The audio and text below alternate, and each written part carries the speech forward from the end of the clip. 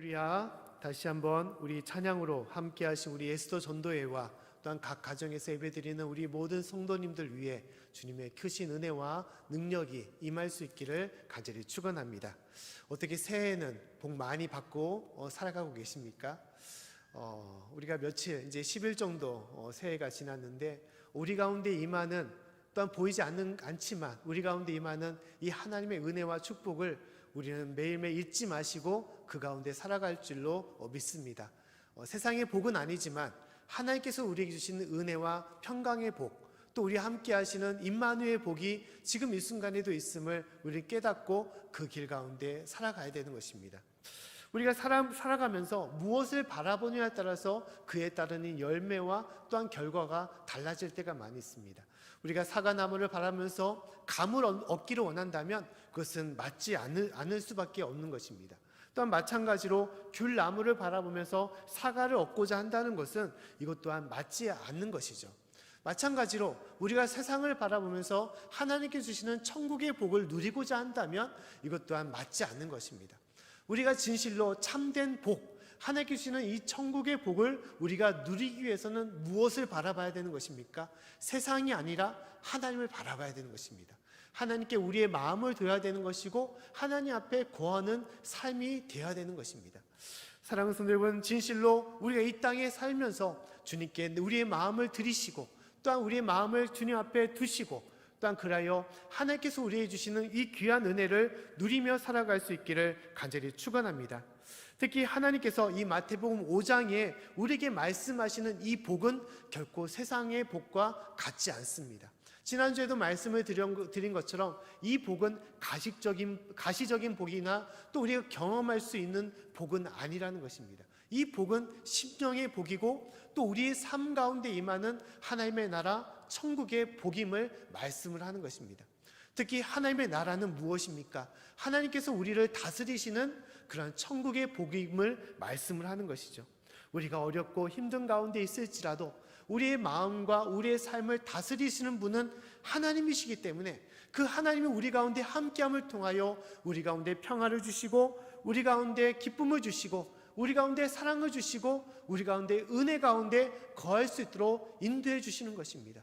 우리가 먹고 마시고 살아가는 것이 빈약하고 가난한 가운데 있을지라도 하나님께서는 우리 가운데 영적인 충만함과 풍성함 속에서 우리가 살아가도록 이끌어 주시는 것입니다. 사랑하는 성도 여러분, 진실로 우리가 남은 생애 동안 이 영적인 풍성함 또한 천국의 복을 누릴 수 있는 저와 여러분이 될 수 있기를 간절히 축원합니다. 저와 여러분의 가정에 이러한 천국의 복이 임할 수 있기를 간절히 축원합니다. 여러분들이 일하는 일터의 삶에 이러한 천국의 일터가 될 수 있기를, 또한 천국의 직장이 될 수 있기를 간절히 축원합니다. 또한 우리 양지교회와 이 나라의 민족이 하나님께서 다스리시는 그 천국의 교회와 또 이 민족이 될 수 있기를 다시 한번 간절히 축원합니다. 자, 그렇다면 오늘 말씀, 이 마태복음 5장 10절부터 12절까지의 말씀에서는 이 마지막으로 하나님의 복을 받기 위하여 하나님은 어떤 사람이 되라고 말씀하고 있습니까? 오늘 10절 말씀에 다음같이 말씀을 하고 있죠. 우리 10절 말씀을 같이 한번 읽어보겠습니다. 자, 시작. 의를 위하여 핍박을 받은 자는 복이 있나니 천국이 저희 것임이라. 아멘. 마지막으로 하나님의 복을 받는 사람은 어떤 사람이라는 것입니까? 의를 위하여 핍박을 받는 자다라고 말씀을 하고 있습니다. 이 의는 어떤 의입니까? 이 의는 하나님의 말씀이며 하나님의 뜻이고 또 하나님의 명령인 것입니다. 하나님의 복음을 말하는 것입니다. 이 하나님의 복음과 이 하나님의 말씀을 지키고 또 이것을 이뤄나가고자 핍박을 받은 자들, 이 모든 자들이 하나님의 복을 받을 것이다 라고 말씀을 하는 것입니다. 이것은 앞전에 있는 7가지 복받은 사람의 모습과 큰 차이가 나는 것입니다. 구체적인 큰 차이는 무엇입니까? 큰 차이는 바로 핍박이라는 것이죠. 큰 환난이라는 것입니다. 앞서의 심령이 가난한 자, 애통하는 자, 온유한 자, 또 의에 줄이고 목마른 자, 긍휼히 여기는 자, 마음이 청결한 자, 화평케 하는 자는 어떤 사람입니까? 직접적인 핍박과 어려움을 당하는 사람은 아닙니다. 오히려 이런 사람들은 사단의 유혹 속에서 마음을 지키고 믿음을 지켜내는 사람을 말하는 것이죠. 그러나 오늘 마지막 8번째 이 사람은 이런 복받을 가진 사람의 조건은 핍박과 어려움 속에서도 의를 지키고 말씀을 지키며 끝까지 나아가는 삶을 말하는 것입니다. 사단은 우리 가운데 여러 삶의 모습으로 우리를 유혹하고 우리를 넘어뜨리려고 할 때가 많이 있습니다.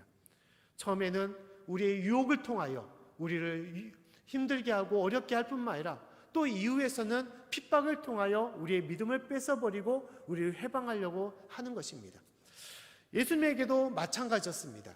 사단은 예수님의 사역의 처음 시작의 40일의 금식 기도 가운데 유혹으로 예수님을 해방했던 것입니다. 그 배고픔을 통하여 예수님을 유혹하였고 심지어 예수님의 자존감을 세우며 예수님을 유혹했던 것입니다. 또한 세 번째로 세상의 만물과 영광을 보여주면서 예수님을 유혹했던 것입니다. 그 유혹의 시절이 끝나고 마지막으로 있었던 것이 무엇이었습니까? 바로 핍박이었습니다. 환난이었습니다. 십자가의 길이었습니다. 예수님의 십자가에 못 박고 큰 고통과 죽음 속에서 예수님을 마지막으로 해방했던 것입니다. 그 모든 사단의 역사가 지금 우리에게도 임하는 것임을 하나님께서 말씀하고 있는 것입니다. 우리는 사단의 영적인 전쟁 가운데 우리는 살아가고 있는 것입니다. 그 영적인 전쟁 속에서는 마땅히 유혹이 있는 것이고 또한 더불어 무엇이 있는 것입니까? 핍박이 있음을 말씀하는 것입니다. 우리 삶에 있어서는 유혹뿐만 아니라 핍박이 있음을 우리는 깨닫고 우리는 알아야 되는 것입니다. 핍박을 받는 것은 힘든 것입니다. 하지만 이것은 어쩔 수 없이 우리가 겪고 또 우리가 감당해야 될 세상의 모습이라는 것입니다. 우리가 전쟁을 치르면서 군인이 생각하기를 내가 이 전쟁에서 안락을 취하고 휴식을 취하겠다라고 마음을 먹고 전쟁을 치르는 군인이 있습니까? 어떠한 군인도 그러지 않을 것입니다. 그는 생명을 걸고서라도 이 전쟁을 이기기를 원하고 어떠한 큰 대가를 치르면서도 이것을 끝끝내 지키기를 원할 것입니다. 영적인 전쟁도 마찬가지입니다. 영적인 전쟁에서도 많은 핍박과 어려움이 있는 것이고 우리는 이것을 마땅히 알고 감수하고 감당해 나가야 되는 것입니다. 이것은 피한다고 피할 수 있는 것도 아니고 우리가 하고 싫다고 해서 하지 않는 그러한 전쟁이 아닌 것입니다. 사단은 끊임없이 우리 가운데 전쟁을 일으키고 그 가운데 우리를 불러 세우는 것입니다. 유혹과 핍박으로 우리를 세우고 그 가운데 나아가도록 이끄는 것입니다. 그렇기 때문에 우리는 이 영적인 전쟁에서 예수님처럼 또 예수님을 따라 이 십자가의 길에 설 수 있어야 되는 것입니다. 믿음을 지켜 이겨나가는 자가 돼야 되는 것이고 의를 지켜 힘들고 어려운 길일지라도 끝끝내 이기는 자가 돼야 될 줄로 믿습니다. 진실로 하나님께서는 그러한 삶을 이끄시기를 원하시는 것입니다. 믿음의 선열들도 그러한 삶을 다 살아왔던 것입니다. 아브라함도 또한 왕이었던 다윗도 또 여러 선지자들과 또 여러 예언자들도 그런 핍박과 환난을 다 당했던 것입니다. 그 가운데 그들은 믿음을 잃어버리지 않고 이기는 자가 되었던 것입니다. 초대교회 삶도 마찬가지였습니다. 스데반 집사를 비롯하여 12사도가 많은 핍박과 어려움을 받고 심지어 순교로 그 길 가운데 나아갔던 것입니다. 예수님의 재림에 임하는 마지막 환난 때에도 예수님께서 요한계시록을 통하여 말씀하기를 사단이 우리에게 여러 많은 재앙과 핍박을 줄 것임을 우리가 예언하고 있는 것이죠. 그 길 가운데 우리가 행해야 될 것은 믿음을 지키고 이기는 자, 승리자가 되라고 우리에게 말씀하는 것입니다. 사랑하는 성도 여러분, 진실로 사단의 모든 영적인 전쟁에서 우리가 힘을 다하여 끝까지 싸워 이겨나가는 자가 될 수 있기를 간절히 축원합니다.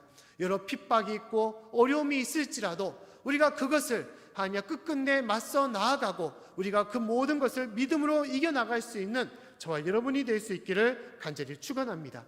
우리 삶에 있어서 여러 가지 많은 어려움이 있는 것입니다. 제 주변에도 여러 목회자분들이 계시는데 그 목사님들이 하는 말 중에는 대부분 이런 말들이 많이 있죠. 목회가 참 힘들다라는 말씀을 참 많이 합니다. 특히 코로나19를 통해서 많은 어려움이 있을 수밖에 없는 것이죠. 특히 그 가운데 도시 농어촌에 있는 조그만한 교회나 또한 개척을 하시는 우리 목사님들은 더 힘들 수밖에 없을 것입니다. 매달 월세를 통하여 그 모든 것을 이끌어가는 교회 목사님들은 더 힘들 수밖에 없을 것입니다. 근데 우리가 그 힘든 것을 우리가 알면서도 우리가 알아야 될 것은 목회라는 것 그 자체, 하나님의 일을 감당하는 그 자체가 결코 어떤 목회도 쉬운 목회는 없다는 것이죠.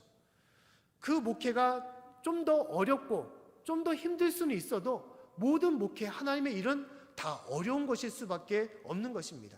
특히 사단은 이 하나님의 일꾼들에게 더 많은 어려움과 핍박을 줄 수밖에 없는 것이죠. 더 많이 회방을 할 수밖에 없는 것입니다. 우리는 그것을 마땅히 알고 그 길 가운데 나아가는 것입니다. 나의 안위와 편함을 알고 또한 편함을 이루고자 목회를 한다면 그것은 결코 목회자가 될 수가 없을 것입니다. 하나님의 종이 될 수가 없을 것입니다. 그것은 참된 선한 목자가 아니라 사꾼 목자가 될 수밖에 없는 것입니다. 목회는 것은 하나님의 일을 감당하는 것이고 그 길은 십자가의 길이며 그 길은 어려운 길이고 그것은 마땅히 지키며 행하여 나아갈 길인 것입니다. 그 길 가운데 우리가 서 있는 것입니다. 이것은 목회자뿐만 아니라 모든 사명자가 마찬가지인 것입니다. 세상의 일도 마찬가지입니다. 우리가 세상을 살아갈 때 하나님의 뜻을 지키며 살아가는 인생이 되어야 될 것입니다. 우리는 보통 세상살이 중에서 다음 큰 두 가지의 것을 선택하며 살아갈 때가 많이 있습니다. 한 가지는 무엇이냐? 세상의 목적과 세상의 가치를 내가 얻고자 그 일을 행하여 나아가는 경우가 있죠. 내가 원하는 것들, 내가 꿈과 비전들, 또한 세상이 바라는 그런 가치를 얻기 위하여 힘쓰고 노력하며 일을 할 때가 있습니다. 또 다른 선택은 무엇이냐? 여러 많은 일을 해나갈 때 세상의 가치와 목적이 아니라 오직 하나님의 목적, 하나님의 뜻, 하나님의 의를 위하여 세상의 일을 행하며 나아가는 삶이 있다는 것이죠. 하나님께서는 어떠한 일을 행해야 될지, 어떠한 삶을 선택해야 될지를 우리에게 말씀하는 것입니다.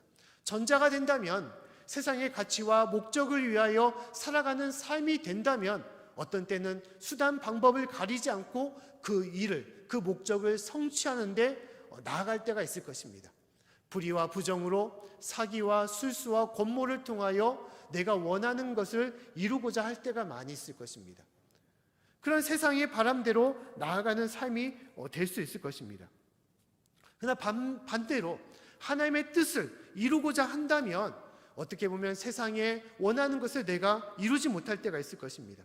손해를 얻을 때도 있고 또한 다른 사람의 외면을 당할 때 있고 냉대함이나 또한 핍박을 당하는 그러한 때도 있을 수 있을 것입니다. 그러나 그 가운데서도 세상적인 것은 얻지 못하고 세상적인 것들은 내가 이루지 못하고 손해를 당할지라도 중요한 것은 무엇이냐? 우리의 믿음을 지켜 나간다는 것입니다. 하나님의 뜻과 의를 지키며 나아가는 것입니다. 오직 주님의 말씀을 붙잡고 나아가며 하나님의 사랑과 믿음과 소망 가운데 서는 인생이 되는 것입니다. 하나님께서는 어떤 것을 이루며 나아갈지를 우리에게 말씀을 하는 것입니다. 하나님의 뜻을 이루며 나아가는 것은 쉬운 것이 아니고 그 가운데 어려움이 있고 세상의 냉대함과 외면당함과 핍박이 있을지라도 그러나 그곳에는 하나님이 함께 하시며 우리의 하나님의 놀라운 은혜와 축복으로 그 길을 인도하시는 것입니다. 러시아의 스탈린 체제에서 한 수용소에 유대인들과 크리스찬들을 가다 놓고 임했던 수용소가 있었습니다. 당시에 러시아에서는 어떠한 종교도 허용하지 않았기 때문에 그 유대인들과 크리스찬들을 핍박하였고 그 수용소에 가다두게 되었습니다. 그런데 그 중에 한 의사가 있었는데 이 의사는 유대인이었습니다. 그런데 이 의사 유대인에게 한 크리스찬이 마음을 다하여 복음을 전하게 되었다는 것입니다. 끝까지 예수님의 사랑을 전하고 예수님께서 우리를 위하여 어떻게 오셨는지, 우리를 끝까지 어떻게 사랑하시고 우리와 함께 하시는지에 대해서 그 복음을 전했던 거예요. 그런데 어느 순간, 한순간 이 유대인 의사가 마음의 문을 열고 그 복음을 받아들였던 것입니다. 갑자기 이루 말할 수 없는 성령 충만함을 얻고 그는 예수님이 살아있으심을 깨닫고 그는 예수님을 영접하게 되었던 것입니다. 그 이후에 이 유대인 의사가 결단하기를 다음 같은 두 가지의 것을 결단했다는 것입니다. 나에게 복음을 전해준 이 크리스찬처럼 나도 하나님의 사랑을 전하는 사람이 되야겠다라고 그는 결단했다는 것입니다. 하나님의 사랑을 전하고 또 한 영혼을 소중하게 생각하며 또 그 영혼의 생명을 위하여 살아가야겠다라고 그렇게 결단했다는 것입니다. 또 다른 결단은 무엇이냐? 나도 이 사람처럼 하나님의 복음을 전하는 사람이 되야겠다라고 그는 결단했다는 것입니다. 세상에 이것보다도 더 가치 있는 것이 어디 있느냐? 나도 이 복음을 끝까지 주님 부르시는 그날까지 전해야겠다라고 그는 결단했다는 것입니다. 하지만 그가 생활했던 곳은 어디냐? 수용소였습니다. 일반 사회생활도 하나님의 말씀대로 또 하나님의 복음을 전하는 것이 쉬운 것이 아닌데 이 수용소에서는 그보다도 더 힘들 수밖에 없었던 것입니다. 특히 이 수용소에서는 여러 불의와 부정한 것들이 넘쳐났습니다. 특히 이 체제에 순응하기 위해서는 그 거짓된 것, 이 불의한 것에도 타협하여 그것에 순종하기를 원했던 것입니다. 그것에 따라야만이 생명의 안위를 받고 또한 생명의 목숨을 안고 살아갈 수가 있게 되는 것이죠. 하지만 유대인 의사는 이와 같이 결단한 후에 모든 불의한 것과 부정한 것은 끊어버리고 오직 하나님의 말씀과 내가 뜻을 붙잡고 의를 붙잡고 살아야겠다라고 그는 생각했습니다. 그때 어떤 일이 있었냐? 다음 같은 한 일이 벌어졌다는 것입니다. 그 유대인 의사가 수술해야 될 수술자 명단이 올라왔는데 그 명단에 그가 알고 있는 한 젊은 사람의 이름이 빠져 있었던 것입니다. 그와 같은 일이 벌어지게 된 것은 뭐냐? 이 러시아, 공산 체제가 이 젊은 사람을 죽이려고 했었던 것입니다. 그 체제에 반항하고 순종하지 않자 이 사람을 수술자 명단에서 빼버려 그냥 자연스럽게 죽이고 없애려고 그렇게 일을 꾸민 것이었습니다. 근데 그것을 유대인 의사가 알게 되었던 것입니다. 이 유대인 의사가 어떻게 했겠습니까? 그 러시아 체제의 명령에 순종하여 이 젊은 사람을 수술하지 않으면 그는 안위를 보장받을 수가 있었을 것입니다. 그 수용소에서 생명을 보장받고 그는 살 수가 있을 것입니다. 하지만 반대로 그가 러시아의 그 명령에 순종하지 않고 이 젊은 사람을 수술하게 된다면 그 젊은 사람의 생명을 살리게 되지만 그는 죽음을 맞이할 수밖에 없게 되는 것입니다. 그는 어떻게 했겠습니까? 그는 결단했습니다. 그리고 그는 수술칼을 들게 되었습니다. 그리고 이 젊은 사람을 수술하였고 놀랍게도 이 젊은 사람의 목숨을 건지게 되었습니다. 그리고 그는 밤낮 그 젊은 사람 옆에 있어서 병간호를 하면서 어떻게 했냐? 그에게 복음을 전했다는 거예요. 자신이 받은 그 하나님의 사랑, 자신이 받은 그 하나님의 귀한 말씀, 그 복음을 그것이 얼마나 귀중하고 중요한 건지를 다시 살아난 이 젊은 사람에게 그것을 전했다는 것입니다. 그러나 놀랍게도 그 다음 날 이 유대인 의사는 형장에 끌려가서 처형을 당하게 되었다는 것입니다. 이 유대인 의사에게 처형을 시키면서 다음같이 질문을 하게 되었다는 것입니다. 무엇을 질문했냐? 당신은 당신의 선택에 후회하지 않냐라고 그렇게 물어봤다는 것입니다. 그때 유대인 의사가 남긴 말은 다음 같은 말이었습니다. 그리스도 안에서 결코 후회함이 없습니다라고 그렇게 고백하면서 그는 죽었다고 합니다. 그는 오직 하나님의 말씀, 그 의와 그 뜻을 지키기 위하여 자신의 목숨까지도 버리면서 그 길 가운데 행하여 나아갔던 것입니다. 그때 이 의사가 목숨을 걸고 목숨을 버리면서 생명을 구했던 이 사람이 누구냐? 바로 러시아의 알렉산더 솔제니츠였습니다. 그는 소설가였고 또한 노벨상을 수상한 이 러시아의 유명한 그런 양심적인 양심가였음을 얘기하고 있습니다. 우리 삶에 있어서 가장 중요한 것이 무엇일까? 우리가 진실로 가장 지키고 행하여 나아가는 것이 무엇일까? 우리는 그것을 알고 살아가야 된다고 말씀하는 것입니다.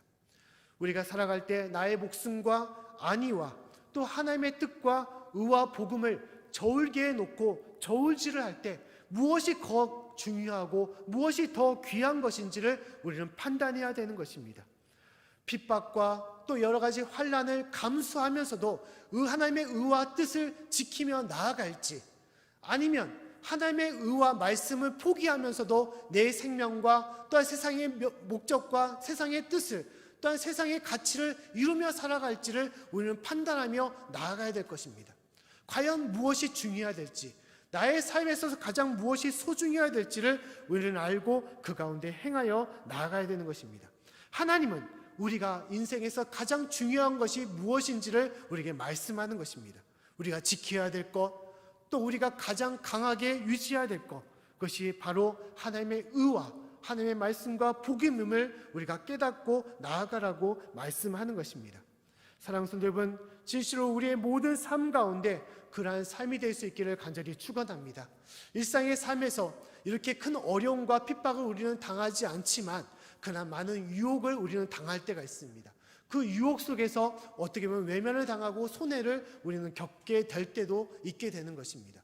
왜 세상 사람들처럼 왜 그렇게 어울려 살아가지 않느냐라고 우리를 손가락질하고 조롱할 때가 있습니다. 왜 다른 사람처럼 그렇게 세상의 이치대로 살아가지 않느냐고, 그냥 세상이 하는 것처럼 그렇게 살아가면 될 것이 아니냐라고 우리에게 말을 할 때가 있습니다.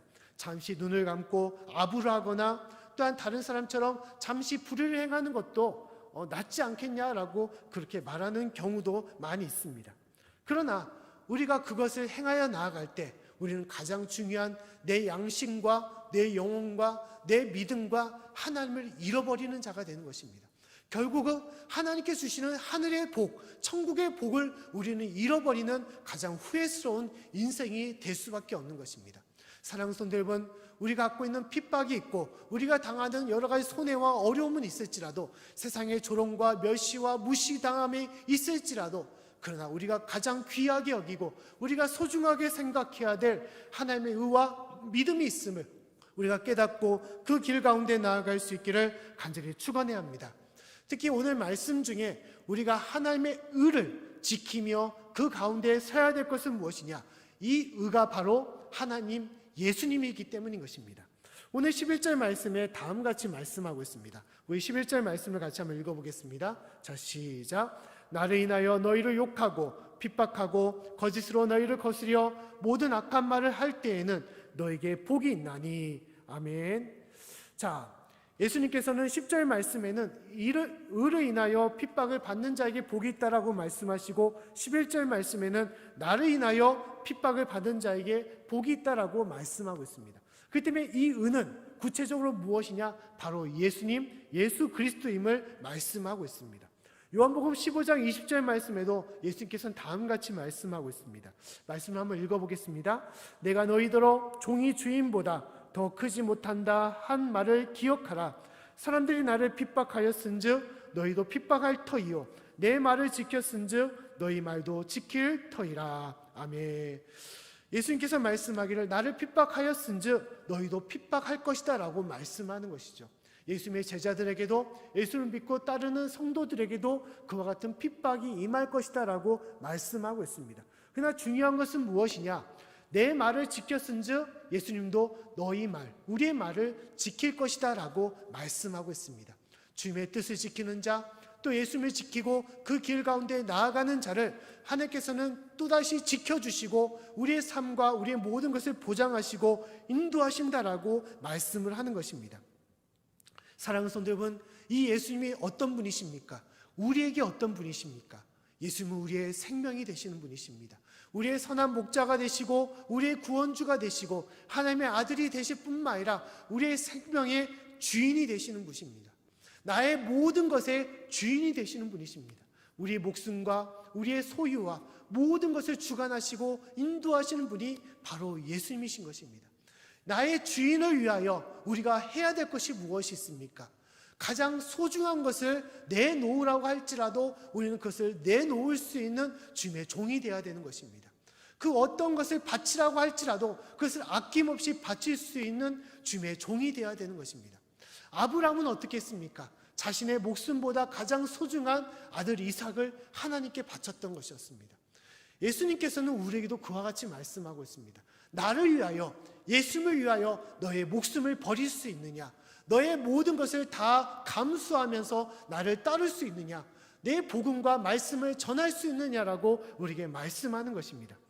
마태복음 16장 24절과 25절 말씀에도 다음같이 말씀하고 있습니다. 우리 말씀을 같이 한번 읽어보겠습니다. 자, 시작. 이에 예수께서 제자들에게 이르시되 아무든지 나를 따라오려거든 자기를 부인하고 자기 십자가를 지고 나를 쫓을 것이니라.